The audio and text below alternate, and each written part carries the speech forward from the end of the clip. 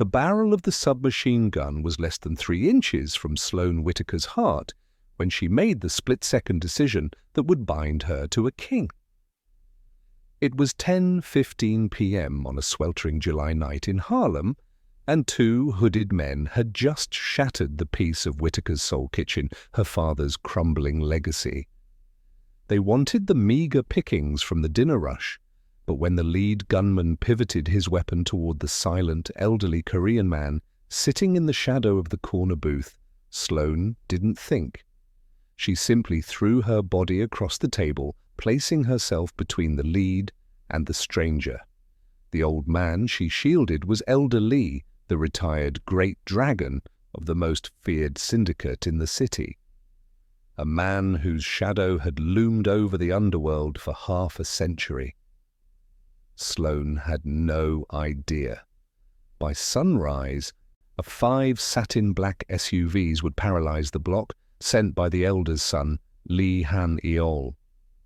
A man of ice and iron who would look at Sloane and see a spark of courage he hadn't encountered in years. Because in his world, when you save a life, you create yunahe, a debt of grace so heavy it can crush or elevate an entire bloodline. But 12 hours before those shots rang out, Sloane Whitaker was a woman fighting a war on 2 fronts, her father's failing health and a city determined to price her out of her own skin. Whitaker's soul kitchen sat on a jagged corner of Harlem, wedged between a cold glass luxury condo and a boarded-up jazz club where the ghosts of better days hummed in the wind.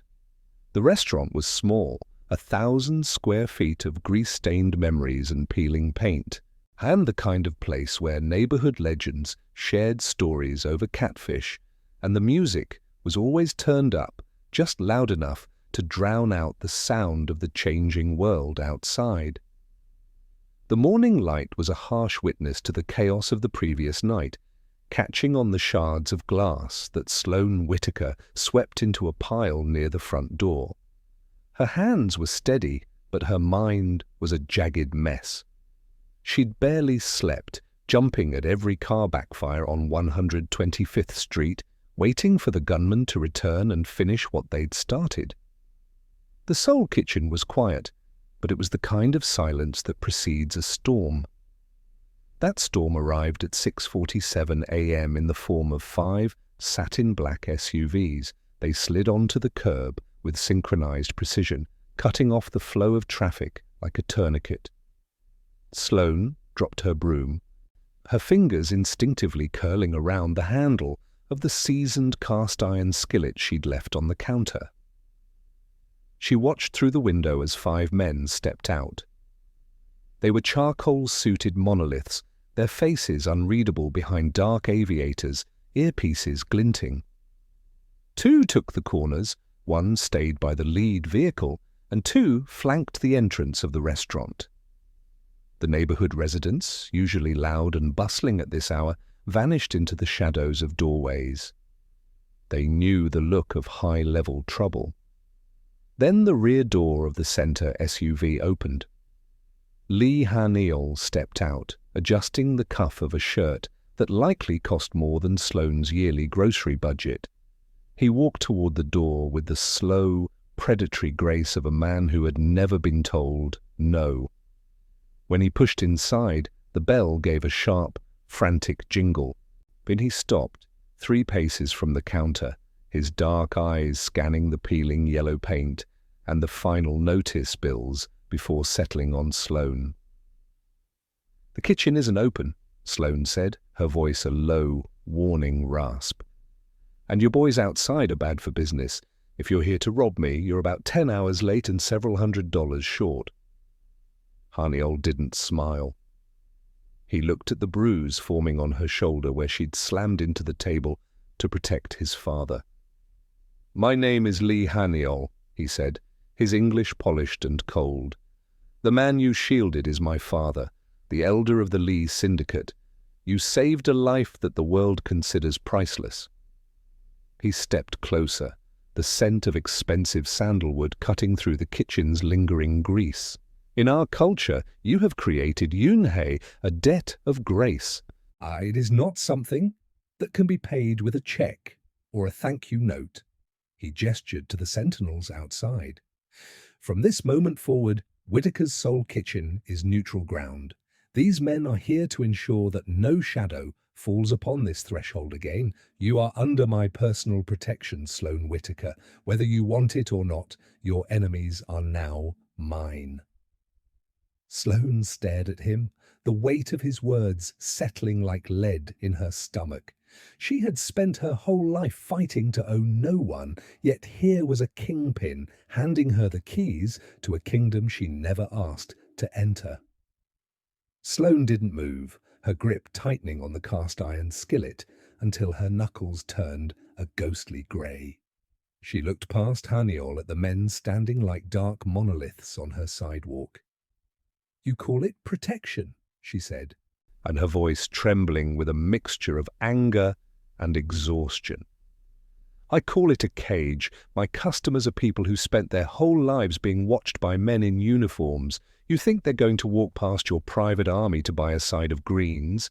You're not saving my business, you're burying it." Han-eol took a single step forward, the expensive fabric of his suit rustling softly. He looked at her not with malice, but with a cold, terrifying patience. "Yunhei is not a business arrangement, Sloane. It is a spiritual tether. In my world, a man's life is his only true currency. By spending yours to save my father, you didn't just perform an act of charity, you rewrote the destiny of the Lee family. If I allow you to be harmed now, I am a man with no honor. And a man with no honor cannot lead." "I don't care about your organization or your honor," Sloane snapped, gesturing toward the street where her neighbors were crossing to the other side of the block. "Take your SUVs and your debts and get out of Harlem. I've handled my own problems since I was 6 years old and I'm still standing."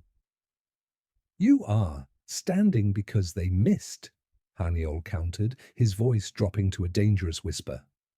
The bell above the door chimed again, a soft, familiar sound that cut through the mounting tension.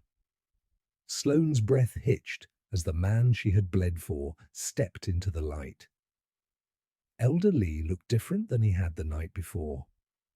The frail, quiet regular was gone, replaced by a man who carried the weight of an empire in his straight spine and steady gaze.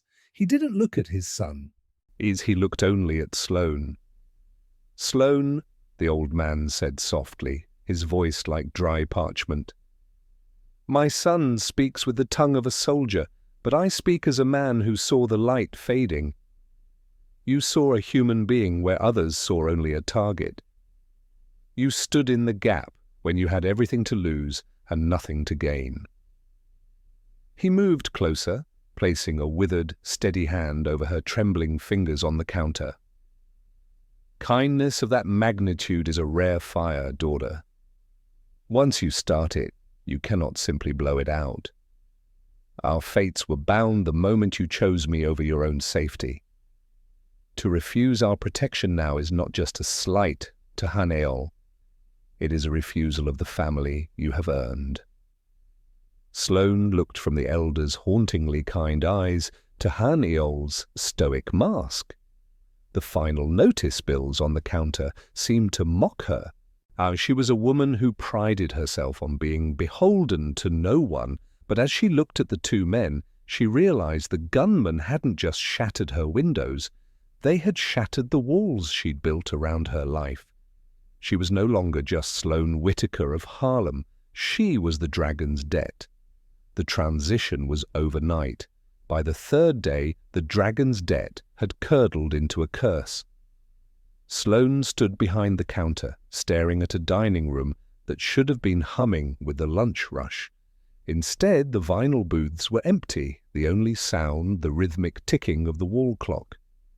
Outside, Han-eol's men remained like charcoal-suited monoliths, their presence a silent proclamation of war that the neighborhood was too smart to ignore. She had found the message at dawn, etched into the brickwork beside the service entrance. Or a red dragon's head, the paint still tacky and dripping like a fresh wound. It wasn't the Lee Syndicate's mark. It was a perversion of it, the jagged, stylized calling card of the Black Lotus. It was a brand, a warning to anyone who stepped inside that they were walking into a crosshair. Sloane had tried to scrub it off, her muscles aching as she fought the stubborn pigment, but the stain remained, a ghostly pink shadow that whispered of coming violence. By noon, the dead zone was official. She watched through the front window as Mrs. Gable, who hadn't missed a Thursday smothered chicken special in a decade, slowed her pace. The old woman looked at the men flanking the door, saw the tension in their shoulders, and pulled her shawl tighter. She didn't look up at the window. She didn't look at Sloane. She just crossed the street, or her head bowed, disappearing into the relative safety of the bodega. One by one, the lifeblood of Whitaker's Soul Kitchen evaporated. The construction crews from the luxury condos stayed away, unwilling to eat in the shadow of a Mafia feud. The jazz musicians who usually filled the corner booth with laughter and cigarette smoke were nowhere to be found. Even the street cats seemed to avoid the alleyway. The silence in the kitchen was a physical weight, heavier than the cast-iron pans Sloane had spent her life seasoning. She checked the register. $42. The final notice from the electric company sat on the counter, its red ink matching the dragon's head outside. Sloane realized then that Han-eol hadn't just brought her protection. He had brought her into his world, a place where the air was too thin for ordinary people to breathe. The restaurant wasn't a haven anymore. It was a fortress under siege, and in the underworld, sieges ended in one of two ways: surrender or ash. She gripped the edge of the counter, her heart hammering a frantic rhythm against her ribs. She was being erased, and the man who claimed to be her savior was the one holding the eraser. The kitchen was the only place where Sloane still felt like the master of her own fate. At midnight, with the dead zone pressing against the windows like a physical shroud, she lit the burners. The blue flames hissed, a familiar comfort against the mounting dread of the past week. She wasn't cooking for a customer, she was cooking to settle a debt of her own, one that didn't involve ancient codes or blood oaths. When Lee Han-eol entered, he was alone. He had shed the charcoal blazer, his silk shirt sleeves rolled up to reveal forearms that were lean and corded with tension. He looked less like a monolith and more like a man who had been carrying the weight of a mountain for too long. He sat at the counter, not in a booth, watching her move with an intensity that made the air in the kitchen feel thick and humid. Sloane set a plate in front of him, braised short ribs that fell away from the bone at the mere suggestion of a fork, collard greens darkened with smoked turkey, and a square of cornbread still steaming from the oven. "Eat," she said, her voice softer than it had been since the night of the shooting. "You look like you've been living on espresso and spite." Han-eol took a bite, and for a fleeting second, the mask of the syndicate boss crumbled. He closed his eyes, or the aroma of slow-cooked spices seemingly grounding him in a way his millions never could. "My father used to say that the soul of a city isn't found in its skyscrapers, but in its kitchens," he murmured, his voice low and raspy. "I haven't tasted anything this honest in years." "Honesty is all I've got left," Sloane replied, leaning against the prep table across from him. "This place is my father's life. Every crack in the floor, every stain on the ceiling, it's him. I'm just the ghost trying to keep the lights on. But you're the heir to a throne made of glass. Doesn't it get cold up there?" Han-eol looked up, his dark eyes searching hers. "It's a cage, Sloane. Different bars than yours, perhaps, but a cage nonetheless. I didn't choose the Lee legacy. It was branded into me, just as you are bound to this kitchen. I'm bound to the dragon." We are both just children trying not to let our father's names die." In the dim light of the heat lamps, the space between them seemed to shrink. Sloane reached out, her fingers hovering just inches from his hand on the counter. She saw the faint tremor in his grip, a crack in the armor he showed the world. For the first time, she didn't see the Mafia boss or the great dragon's son. She saw a man who was as trapped by history as she was. The air charged with a sudden electric heat, a spark of something dangerous and soft that had nothing to do with debts and everything to do with the two broken legacies sitting in the dark, waiting for the dawn. The sound that broke Sloane wasn't a gunshot. It was the heavy, wet thud of her father hitting the floorboards in the apartment above the kitchen. Elias Whitaker. But a man who had survived decades of hardship with his dignity intact lay crumpled like a discarded apron, his face twisted into a mask of sudden, terrifying silence. The ambulance ride was a blur of spinning red lights and Sloane's frantic prayers, her fingers interlaced with his cold, calloused ones until they reached the sterile, fluorescent judgment of the emergency room. By dawn, the doctors had stabilized him, but the prognosis was as grim as the rain now pelting the hospital windows. A massive stroke, months of intensive rehabilitation. It was a cost that exceeded the Soul Kitchen's yearly revenue 10 times over. Sloane sat in a cracked plastic waiting room chair, her phone pressed to her ear, as an insurance adjuster's voice, devoid of any soul, delivered the killing blow. "Coverage is denied, Ms. Whitaker. Clause 4B. Did the recent incidents, the vandalism and reported gang activity at your place of business, constitute a breach of our high-risk policy? Your recent affiliations have made the property uninsurable." The phone slipped from her hand, clattering onto the linoleum. Affiliation. The word felt like a brand burned into her skin. She hadn't asked for the dragon on her wall or the men in suits at her door, but the world didn't care about intent. It only saw the shadow. She was being punished for a debt she had never wanted to collect. She walked out of the hospital into the grey morning, her spirit stripped bare and her eyes burning. Waiting by the curb, as constant as a heartbeat, was the satin-black SUV. The door opened, and Han-eol stepped out. He didn't offer empty platitudes. He just stood there, his dark eyes reading the wreckage of her face with a quiet, devastating clarity. For Sloane, the silence was a jagged blade. She had spent 29 years being the one who stood on her own 2 feet, the one who didn't bend, the one who didn't ask for a single favor. But as she looked at him, the man who represented the very world that had just cost her everything and the only man with the power to fix it, the walls she had built around her heart finally gave way. "They won't pay," she whispered, her voice cracking for the first time in her adult life. "He's going to die because of a mark on a wall I never asked for." She took a step toward him, the distance between her Harlem reality and his syndicate empire vanishing in a haze of salt and desperation. "Han-eol, please, I can't do this alone." Han-eol didn't hesitate.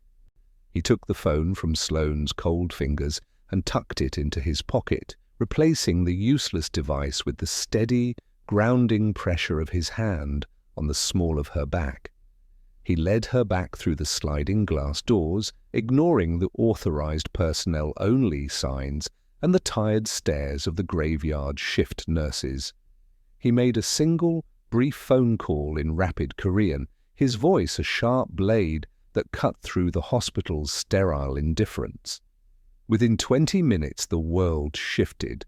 The cramped communal ward where Elias had been languishing was traded for a private suite on the top floor, a room where the monitors hummed with expensive precision and the air didn't smell like desperation.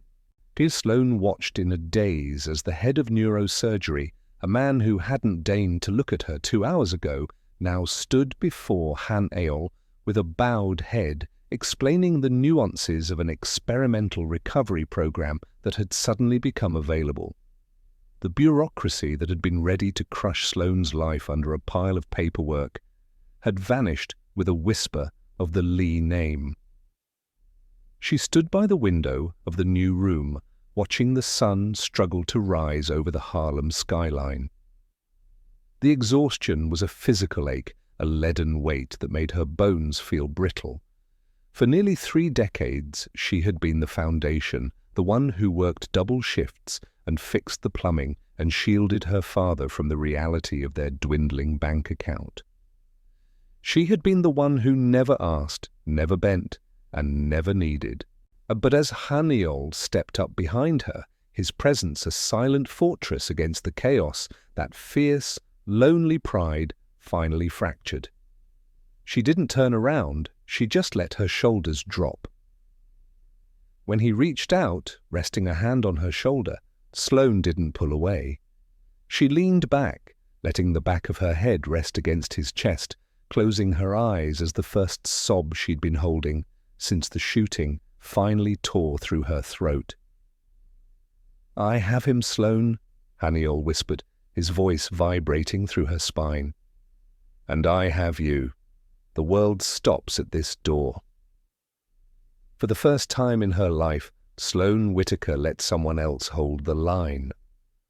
She let the dragon take the weight of her father's life, her father's debt, and her own shattered heart. She was a woman who had spent her life fighting the shadows. But in the quiet of that high-priced sanctuary, she realized that some shadows were meant to protect. And for once, she was tired of standing in the light, alone. Sloane returned to Whitaker's soul kitchen under the cover of a bruised purple dusk. She needed the familiar weight of a prep knife and the smell of slow simmering stock to ground her, a temporary escape from the beeping monitors of her father's hospital room. The 5 guards remained at their posts, silent sentinels whose suits had begun to blend into the Harlem shadows. For a moment, the rhythm of the neighborhood felt almost normal, until the air suddenly curdled with the smell of gasoline and the high-pitched whine of accelerating engines. The quiet was shattered by a chorus of breaking glass. 2 blacked-out sedans screeched to a halt. Goddamn, before Sloane could even register the threat, the front windows of the restaurant exploded inward. She dove behind the heavy oak counter, the floorboards vibrating under a hail of automatic fire that turned her father's framed photographs into confetti. The Black Lotus wasn't sending warnings anymore, they were sending a liquidation squad. From her position on the floor, Sloane watched the 5 charcoal-suited monoliths transform. They didn't scramble for cover, they became a tactical wall between her and the street. Kim, the oldest of the guards, moved with a lethal, practiced precision, his suppressed handgun barking in rhythmic intervals. The sound of the battle was a cacophony of shredded wood and metal, the air thick with the acrid sting of gunpowder. One guard took a round to the leg, collapsing to a knee, but he continued to fire, his face a mask of iron-clad duty. They weren't just protecting an asset, they were fulfilling a blood oath to a woman they had only just met. The screech of tires announced a 3rd arrival. Han-eol's SUV tore through the debris, the vehicle still sliding when he vaulted out of the rear door. He wasn't the man who had held her in the hospital. He was the incarnation of the dragon's wrath. He moved through the crossfire with a terrifying, cold indifference, his weapon an extension of a hand that had known violence since birth. The remaining Lotus gunmen, sensing the shift in the atmosphere, tried to retreat, but Han-eol didn't allow for surrenders. He ended the threat with a surgical finality that left the street in a ringing, sudden silence. He stepped over the shattered glass, eyes his boots crunching on the remains of Sloane's life, and vaulted over the counter. He hauled her up, his hands gripping her shoulders with a force that bordered on desperation. His eyes scanned her face, looking for blood, for fear, for any sign of a break. "Sloane," he rasped, his voice raw. When she finally drew a shaky breath and nodded, he pulled her into his chest, his heart hammering against his ribs like a trapped bird. Outside, the sirens began to wail, but inside the ruins of her kitchen, the only thing that mattered was the heat of his skin and the absolute, terrifying truth that there was no going back. The air in the Lee sanctuary was thick with more than just incense. It was heavy with the judgment of a dozen men who had built their lives on the mathematics of blood. They sat in a circle of shadow, the syndicate's elders, with their skin mapped with the ink of old wars. At the center stood Han-eol, his charcoal suit still smelling faintly of the gunpowder from the restaurant siege. The silence was ablaze, sharpened by the collective disapproval of men who viewed Sloane Whitaker as nothing more than a dangerous crack in a perfectly forged armor. "The Black Lotus did not strike at our docks or our warehouses," Elder Park rasped, his voice like stones grinding together. "They struck at a kitchen in Harlem. They struck because they smelled a weakness they haven't smelled in 30 years. You have allowed a debt of grace to become a shackle, Han-eol. You are the dragon, not a bodyguard for a waitress." Han-eol didn't flinch.